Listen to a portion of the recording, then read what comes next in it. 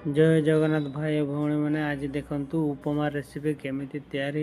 होची और केमिति तैयारी करा जाउची देखंतु आमे आमे नेचे आलू और बीम नेचे और बिलाती नेची तुमे गाजर भी नहीं पारो सागो भी नहीं पारो किसी असुविधा नहीं किंतु आमे बीम आलू और बिलाती नेचे से तीनटा जिनस रे आमे उपमा करिछे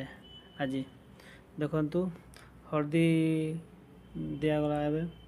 हळदी देला सारी के देखंतु भल से मिक्स करके आम तैयार करुचे देखंतु बिलाती भी मुझे कही बिलाती आम पकईचे देखंतु एटा सहज उपाय कम टाइम रे आम ए जिनसटी करिछु पानी टिके देकी एबे टिके फुटई देकी तापरे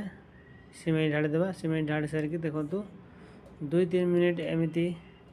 मिक्स करवा मिक्स कला पर देखंतु केमिति कलर आसीगला उपमार